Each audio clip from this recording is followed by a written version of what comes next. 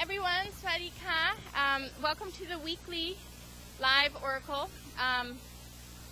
This actually is spanning for the last couple weeks, and I had a problem again with the camera. So I'm redoing this again, and it's getting late. I'm going to do it tonight, but I'm going to do the live oracle now, and it's starting to rain. So anyway, I'm going to start out with the messages from the chickens. And then we'll go through the past couple weeks and the messages that have been coming up. So it's really about moving to a new environment and preparing for a new environment, and all of the things that go into that, like kind of letting go and reflecting on things, and kind of having our time to ground ourselves, and just all the messages around this move, or the new environment, and the preparations and stuff like that. So anyway, let me start out with the live reading. 1 second.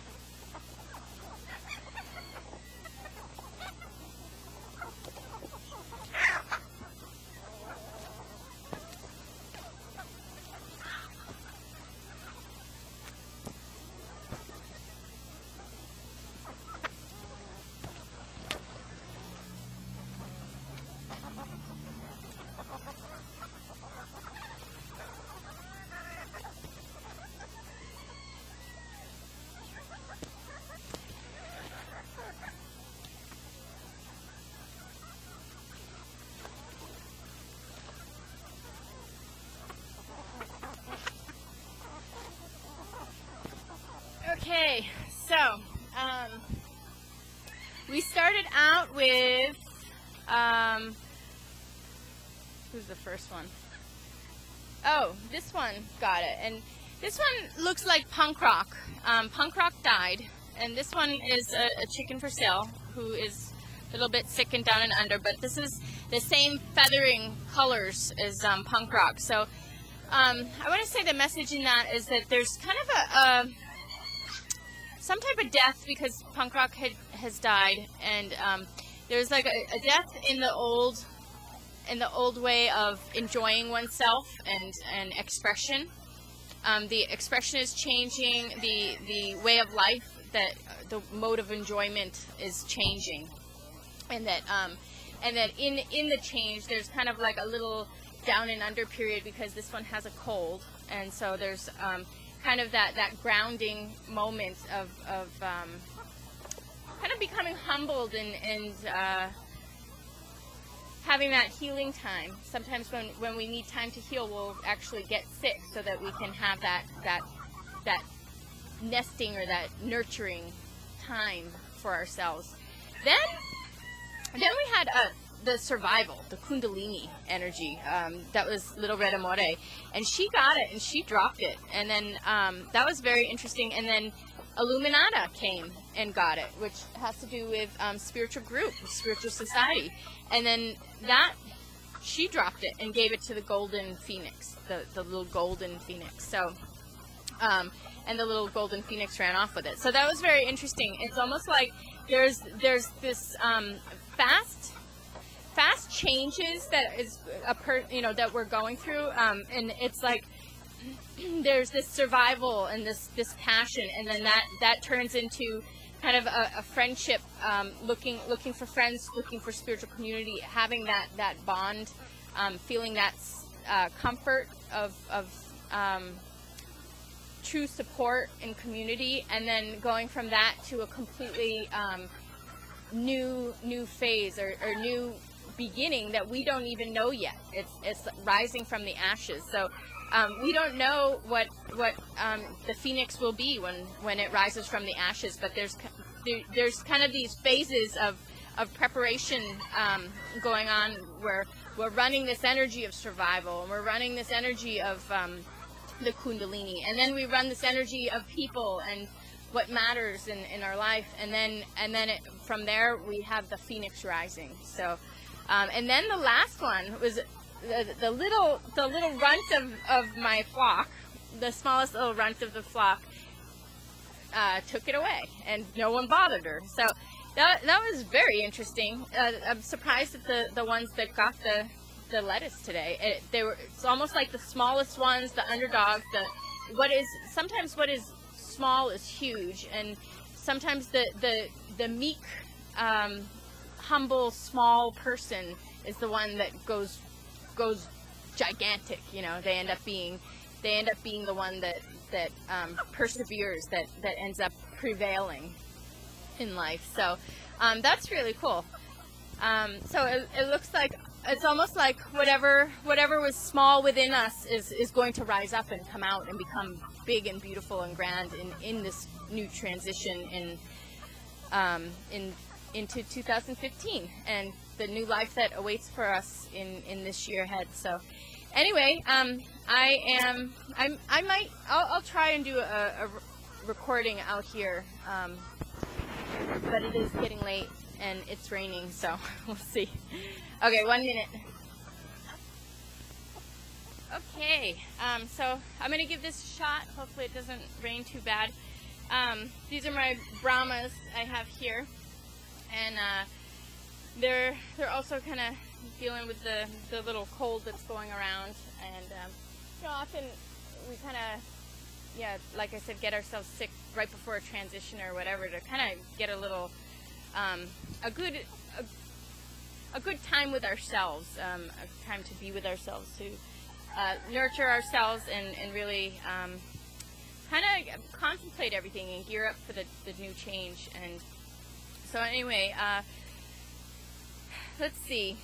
You know, there's going to be a lot of adjustments with the flock when we move, because we're taking care of a lot of long-term issues. So this new environment is not going to have the fowl pox issues so much. I am going to actually, I looked into the fowl pox vaccine, and I might end up trying that on the new babies, and we're also going to vaccinate the babies for Merrick's, which is actually the problem that was going around that punk rock died of.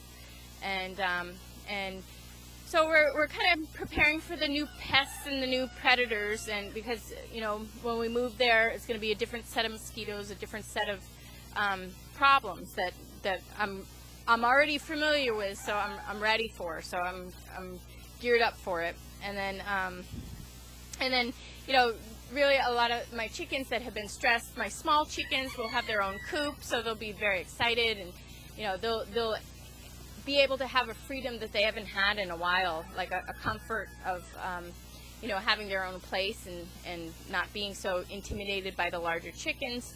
And the feather picking will stop. I'm going to separate the feather picker from the chickens that have been nonstop having their feathers plucked off their head, which, you know, chronically, I don't think that's, I mean, that's a lot of energy that the body has to put into to make these new feathers all the time, and then they're constantly getting picked off. So, you know, it's almost like picking at someone's mind, you know, that energy of being, you know, picked at, you know, constantly, your mind, your head space being picked at all the time. That will end when we move to this new house and we'll have the new coop. So we also have a power shift that has already happened with the cold. So Nung, who was the number one, that's what his name means, but he's the fool energy, the jumping in, kind of the ego, you know, planning, strategizing, getting ready for a new, you know, a new venture, but it's very mental. That has now been has gone submissive to umlilo, which is the fiery passion energy. Umlilo means fire, and it's just the passion.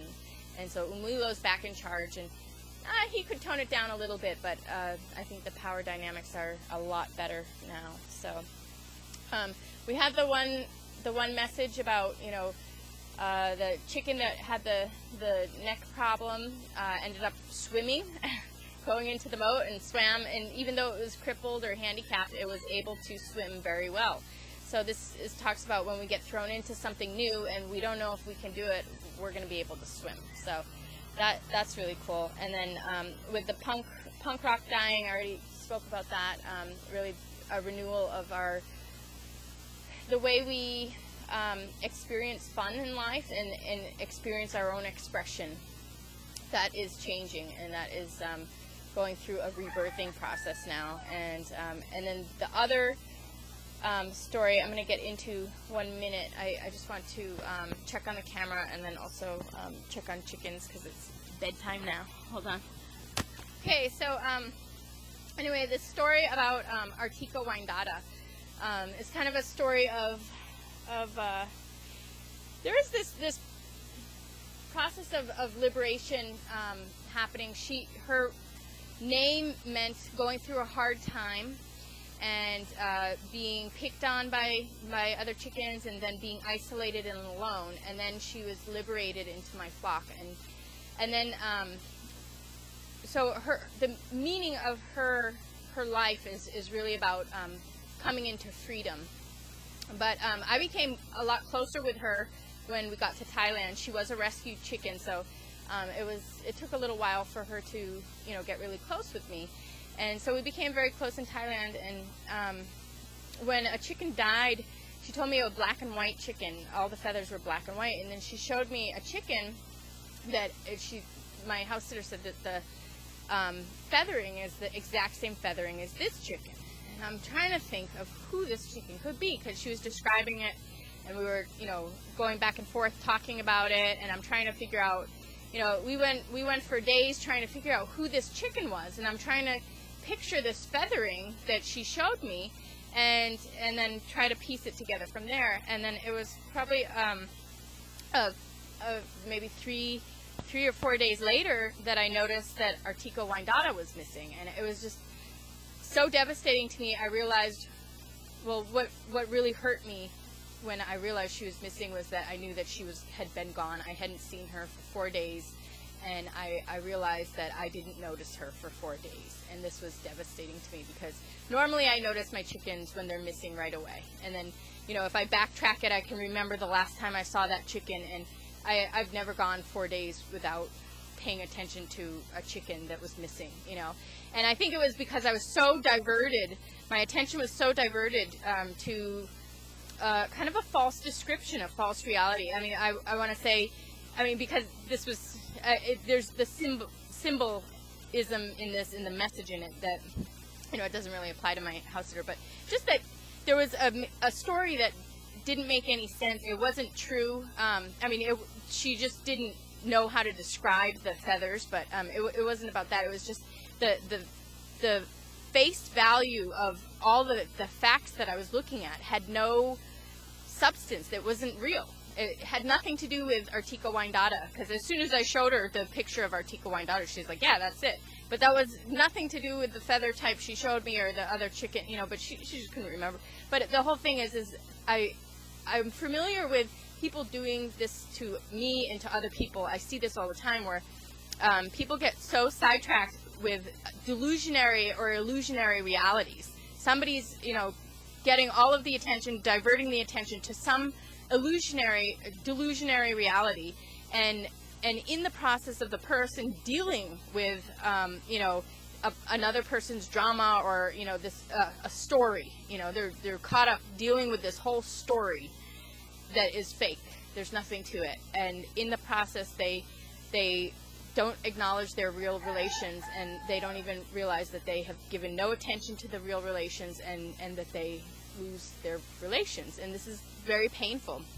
Just even the fact that you didn't realize that you weren't even paying attention, you know, when you step back and kind of snap back into reality, when you have the wake-up call, when you have the realization that you have not paid attention to your loved one because you were, you know, sidetracked with something else. It was just very, very painful. And so, you know, I had cried, and when there's that deep emotion with a story with the chickens, it's because there's you know, deep emotion in that storyline. There's something about that that is very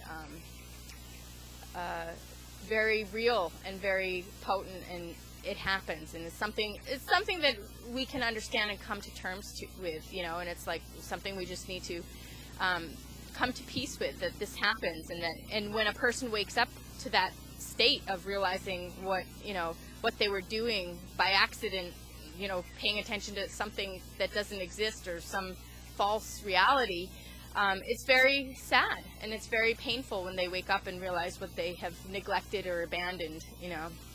So anyway, you know, what to do in that situation is, you know, even though she was dead, you know, I really spent my time with her in my head, and, you know, I know she knows that I love her, and that's a, you know, I made it up to her. You know, every moment you can fix the dynamics. You can make peace with the past, and that's what we need to do. We really need to embrace everything of the past and come to understanding and come to peace with it, and fix it now, fix the relations. So this is something also that I understand also needs to happen as we move into a transition to a new environment and a new life, you know, whole new lifestyle, this new house, new chicken job with, you know, the friends helping me on the land and everything. So and then one other thing about the freedom,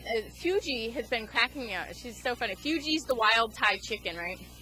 And she's been, I don't know, just like getting extra frisky and rambunctious, and she's like walking on the roof, and she's hilarious. And then she has this new thing. She found this hole like way up high that she can jump out. So she'll jump out, hang out with me for a while, and then want to go back in the chicken coop.